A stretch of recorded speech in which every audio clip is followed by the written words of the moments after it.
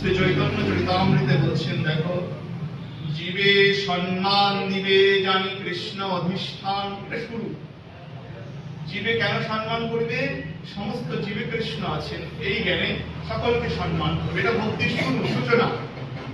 শেষে কি? সাধনার একদম শেষ স্তরে কি? যাহা যাহা নেত্র পড়ে তাহা তাহা কৃষ্ণ স্ফুরে।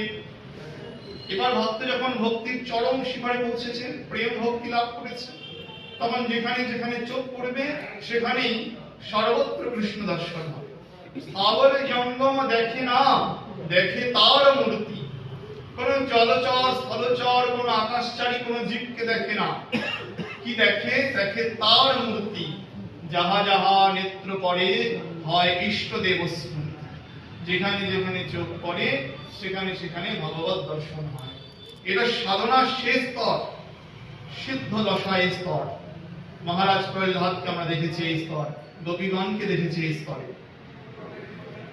আর সাধনার শুরুটা কি? ওই একই জায়গা থেকে শুরু। জীবে সম্মান দিবে জানি কৃষ্ণ অধিষ্ঠান।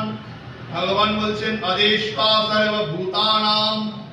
সমস্ত ভূতে সমস্ত জীবে ঈশ্বরের অবস্থিতি, এই বোধ যদি কায় মন বাক্যে স্থির না হয়, তাহলে সাধকের সাধনে অগ্রসরতা লাভ হয় না।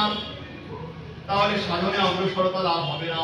শুরু থেকে এই বোধ রাখতে হবে, সমস্ত জীবের মধ্যে কি আছেন? যিনি সিংহাসনে বসে আছেন, তিনি সমস্ত জীবের